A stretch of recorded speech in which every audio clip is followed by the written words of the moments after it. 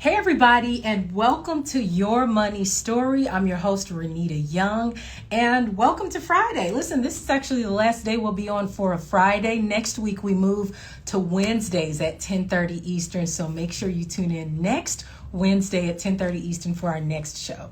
Now, listen, what I have not been able to get off of my mind lately is the mindset behind money. And so today we're going to talk about having a mindset of abundance when it comes to managing your money. So to do that, I'm going to bring on Cash. Now, he is an award-winning, 4-time best-selling author. His most recent book is From the Block to the Bank. He's also the host of the Inside the Vault show and the founder of Mind Right Money. So let's grab Ash right now. Ash, how you I'm doing? doing well, doing well. Thank you so Happy much for having me. Friday. Of Happy Friday. course. Happy I Friday, had yes. to have you on because you're all about mind right money, having a good mindset. You are a money mindset coach. Yes. So let's talk about this. One of the things we start out with on Your Money Story is just that, your money story. And so a few quick points for everyone who hasn't met Ash yet. By Yes. 24, he was VP of a global financial institution. He was also ranked 112 in the nation out of 100,000 bankers. Yes. And now everyone knows him as Ash Cash. But listen, take us back to growing up out in the Northeast. And you have a story where you were kicked out of school, you were expelled. Walk us through that first. Yeah. I mean, growing up, typical urban story, growing up, single parent home. I'm the youngest of 3. My mom raised us by herself. The hood raised us too, and Mhm. so got in trouble, kicked out of school 4 times, first grade, 5th grade, 9th grade, expelled out the 10th grade, got in a lot of trouble, but really was just kind of following what everyone was saying, that I would be dead or in jail by the age of 25, until I had that mindset shift and realized that I could do better than that. I got exposed to a different life. I got an opportunity to be a banker at 19, and the rest is history. I was a CEO at 31 years old. Have done everything in banking, from teller to personal banker to private banker to branch manager to Mhm. CEO, and now live a great life teaching people how to change their minds in order to manage their money better. Excellent. And so during that process, you actually chronicle this process in your new book, From the Block to the Bank. The full topic or is for how to make the most of your circumstances and maximize your full potential. So what can people expect to learn from your book? Yeah, I think, for me, the inspiration around writing the book was because a lot of people see my success now. They see a popular podcast, they see a best-selling author of 10 books, they see all this stuff, but they don't really know that, I didn't grow up in Parsippany, New Jersey. No Hmm. disrespect to Parsippany, but you know what I'm saying? I grew up in the hood. And so I think Yeah. that a lot of times people see the end result, but don't know what you've been through. And so people can expect to hear a real story, a raw story, a story of some ups and downs, some wins, some losses, but they'll also learn that regardless of your circumstance, regardless of what happens, regardless what your background is, regardless of the things that happen in your life, as long as you stay focused, you're intentional, as long as you understand that the good, the bad, and the ugly are all working for your greater good, and if you Yeah. don't give up, you can live your best life, and that's what I intend. I want my intention for the book, and people to read it will get from it. Right. And so when you were growing up, what was your relationship with money like? Yeah, so it's funny because even as a banker, my relationship with money was that I had to work hard for it. Because that's all I saw. My mom worked the factory job. She worked really, really hard.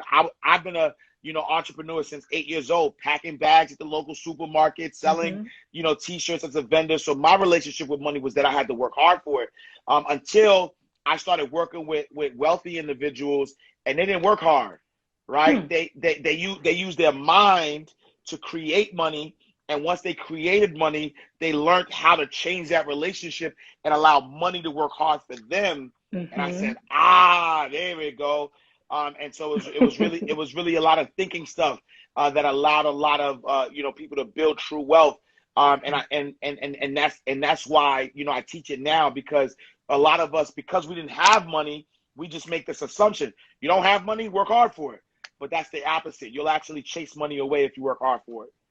That's actually one of your first topics, or not just topics, but that's one of your first tips for managing your money from the mindset of abundance. But what does that practically look like to understand that your money works for you? We're talking about compounding interest. Are we talking about investing more aggressively earlier? Yeah, yeah. So it's really just making sure that you're not ending the cycle of money, right? And so a lot of people say, I'm gonna spend money. What is the last three letters of spend? It is ending it, right? And so what happens is that you spend money, you make money, you spend it, you end the cycle. Now you have to work hard again to gain money, and you keep doing that cycle over and over again, which means if you don't work, you don't get paid, or you don't have money. The goal is, when you work hard for money, if you don't come from money, you create the money. But now, instead of buying things with the money, buy some income producing assets, and let the assets be the thing that continues to buy things. And then now, if you decide to work hard again, you now buy income producing assets, and then you keep building your assets. So now your assets are what you live off of. And so some examples of assets, right? I'm an author. I've written 10 books. My first book came out 2009. To this day, I still get paid every single month for something I did 12 years ago, right? Real estate, people usually buy their first home to live in. What if you bought your first home and you rented it out? You bought a duplex, a multifamily, and you allow the rent to pay you. That's another form. Investing your money in the stock market that gets dividends. That's another form. Start, investing in a business, not working in a business. If you work in a business, you could potentially, keep the same cycle. But if you're invested in a business and you allow, the business to grow, and the money you get from the business kind of work, so there's so many different, I can give you tons of examples. Yeah. But the premise is, work hard, make money, take that money, buy an income producing asset, let the income producing asset be the thing that buys the things. Absolutely. Be the thing that buys the things. I love that. And so the next thing you talk about when it comes to managing your money from the mindset of abundance is don't do, be. Listen, explain that, because I heard you talk about it a couple of days ago.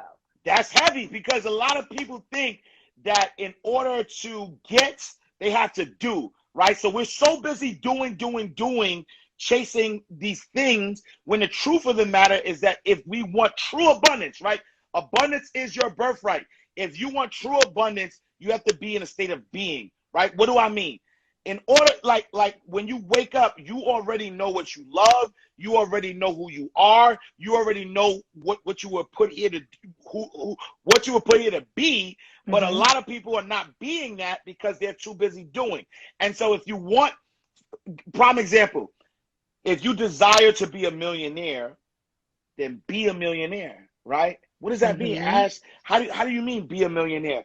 Because the truth of the matter is that a millionaire is not what you have in your bank account. It is actually a state of being, right? And so you take somebody who's poor, who has a poverty mindset, and you give them $1 million, they will give that $1 million right back, because they are not a millionaire. They have a poverty mindset. And so if you want to be a millionaire, just be a millionaire.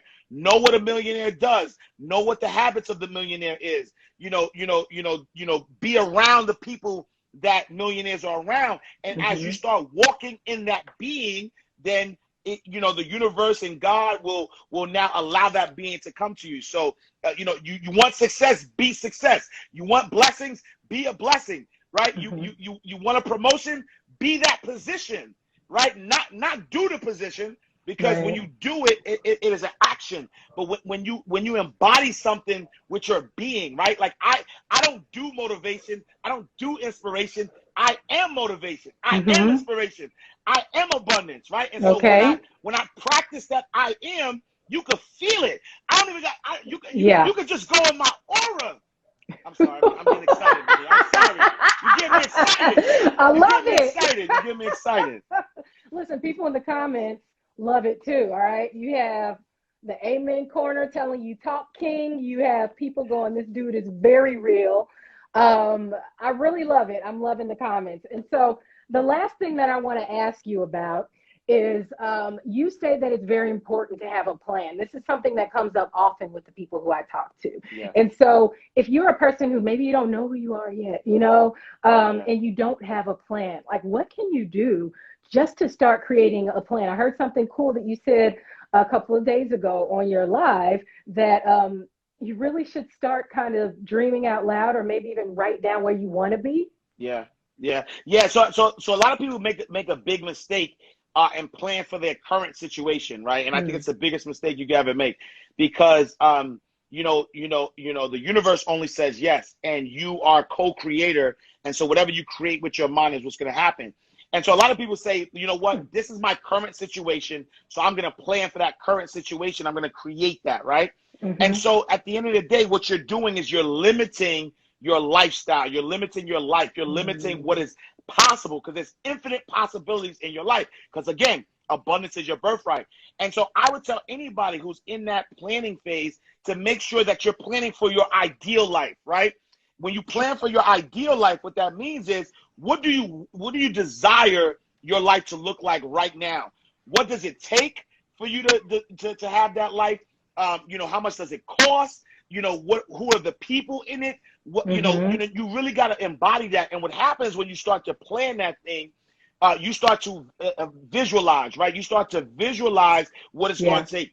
You might have to go online and research how much the house costs and things of that nature. So now, instead of budgeting for $2,000, maybe you're budgeting for $10,000. And as you're budgeting for $10,000, now you're asking yourself, who do I have to be in order to command, not what I got to do, but who do I have to be? Yeah. But you have to have that. You have to know that number. So knowing that number and then work backwards into your being will get you the life that you want to live.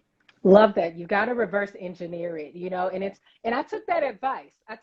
The other day. I hadn't done this in a long time, like dreamed out loud, but I wrote down different areas of my life and what I want to see. Like I went all out, Ash. Yes. I went all out to the kind of house I want, what I want in the basement, what the kind of marriage that I desire. Awesome. And it really is something that not only inspires you, but it helps you in the tough moments of the day to know that this is not forever.